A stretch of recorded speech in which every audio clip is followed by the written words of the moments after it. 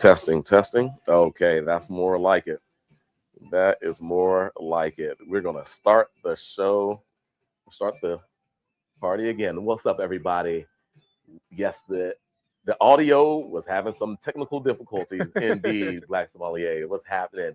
KWK, Big Fox. I think M Dog Stinnett was in the house as well for a quick moment. But we are coming to you live, everybody, from Chat's Liquors. It is Friday, June 26, 2026, and I have the pleasure and the honor to welcome in for the first time to Chats, Mr. Drew Thorn, the founder and master blender of Silverthorn whiskey out of Baltimore, Maryland. Drew, it's so great having you here. Thanks, Bernie. Absolutely. Happy to be here. Appreciate you having us down. Indeed, indeed, indeed. Of course, folks, you may have caught us about 2 months ago now, a month and a half ago, when Brian from Silverthorn Reserve was in-house, and we did the first launch, the first trio of whiskeys that Drew bottled up and produced. They were absolutely amazing. We still have actually a couple of those that we made certain to keep a hold of for this occasion. The bourbon that you released, single barrel, 13-year-old bourbon, was absolutely phenomenal. That sold out. But Drew is launching his next trio of whiskeys, and we have the pleasure of showcasing them right here today. So, Drew, please, let's just start by congratulating you on your new brand. It has been a great success thus far for us here at Chats. We so appreciate what you're doing. But how'd you get involved with whiskey, man? Well, I mean, it's a we got to go back a decade for that. Oh, so, yeah? I started off standing by right here. I started off. Oh, yeah. Nice. You're behind your banner. Sure. I started off in craft beer about 30 years ago and was a brewer. And then in 2015, transitioned into whiskey. So a lot of brewing is very transferable to whiskey. Moved over into whiskey. Helped start Sagamore Spirit back in 2015. Got that launched. Worked with an amazing team there to grow that brand nationally and then ultimately internationally. But then I decided that I wanted to start my own thing. Wanted to go back to my roots of actually making and creating products, doing something small, and decided in 2025 I was going to launch Silverthorn Reserve. So Silverthorn Reserve is it's a passion project. It's very personal to me and my family. The name of the brand comes from our family. So I'm Drew Thorn. That's the Thorn in Silverthorn. My wife's family are the Silvermans. That's the Silver in Silverthorn. Got it. So, I wondered. We put that together to come up with Silverthorn Reserve. And we focus on small batch, high quality products. You know, we're doing 6 to 10 barrels per blend batch. We're curating the best single barrels, and we're doing products that are 10 to 13, 14 years old, and really having a lot of fun with it. Yeah. Now, pretty exciting. It's been quite a while since I think I remember seeing a brand startup with an age-stated whiskey. Your youngest product to date has been a 10-year-old. I have to go back to the early days of Whistle Pig. Right. With that Whistle Pig 10, and no one knew that it was rye at that time. No one knew it was from Canada and so forth and so on. But that's super interesting that you're taking that route. A route in, of course, going premium, but specifically nothing under 10-year age statements. And it looks like such small batches as far as your blends go that, you know, just within the 6 bottlings that you've released thus far, everything has its own little personality. And, you know, kind of what's the inspiration behind that in the magic that you're creating with each of these labels? Yeah, absolutely. So, I mean, we wanted to cover a range of flavor profiles across the portfolio, right? So I have a lot of history with rye through Sagamore. Rye, I think, is a wonderful spirit and can be very beautiful. It can also be a little bit typecast by some, where they have an idea about what rye is, and some people love it and some people don't, and you get this a bit of polarization around rye. where I think rye is amazing to play with. I attempt in what we're doing here with our rye blend to break down some of the preconceived notions about rye. So we have a rye blend here. It's 10 years old. It's got 4 different rye barrel types in it, and it rather than being peppery and kind of sharper on the finish, or some of the things that people might have in their mind about ryes, this is a sweeter rye. It brings in graham cracker. It brings in like gingerbread, like spice cake, some vanilla icing. And which one is this? Because I want to taste some okay. spice cake and gingerbread. So this is the green label. It's a green label. 10-year-old rye blend. It's got its base. So are you sharing some with me? Oh yeah. Okay. You can top me off. That's already in there. All right. Nice. I see which one you like. Thank you. Hold so the approach to blending is create a base spirit. So this is an 8-barrel blend, and the base that we created was 6 of those 8 barrels. And of those 6 barrels, it's a 50-50 blend of high rye and low rye. So there's not a ton of low rye out there. Most people are familiar with a high rye, which is typically a 95.5 rye.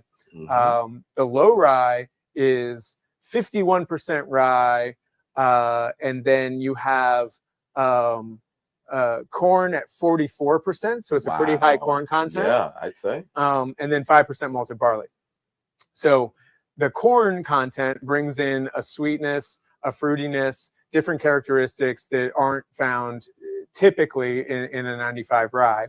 And that becomes the base. It's half and half. It ups the sweetness in it and brings in some new flavor profiles. Yeah. Then to season that, so we have a base, and now we're going to add some seasoning.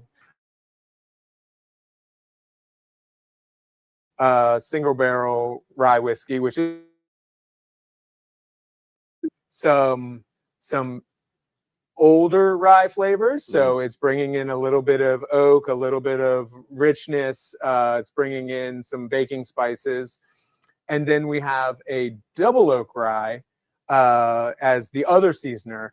This is a rare barrel. It was aged for 2 years to become a straight rye, and then 8 years in a second barrel. So it's double oaked for 8 years. And there's 1 barrel of this in here, and it is it's a flavor bomb. Oh my goodness. So well, cheers. Cheers to that. Absolutely. And this is called the Blender's Art Series Rye. Yeah. Yes? This is the rye blend. And so what that double oak barrel is doing is it's bringing in like some rich flavors, rich on the nose. It brings in some of those like I was saying, graham cracker, but then it finishes with a bit of a sweet oak profile. So pretty like a different take on rye. It's all rye, but it is a new approach. Yeah, absolutely.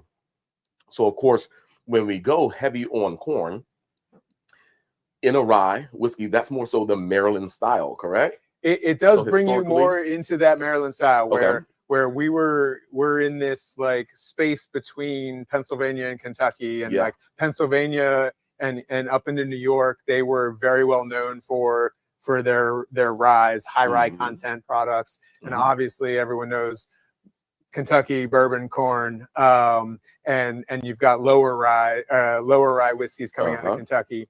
And Maryland, geographically and agriculturally, kind of sat in the middle of that. Okay. Yeah. Absolutely. Well, this is so delicious. So delicious. And it has, a bit more roundness. The sweet note of the corn does come forth. Now, it's still a whiskey at heart. We are talking about a higher proof. Is it cask strength?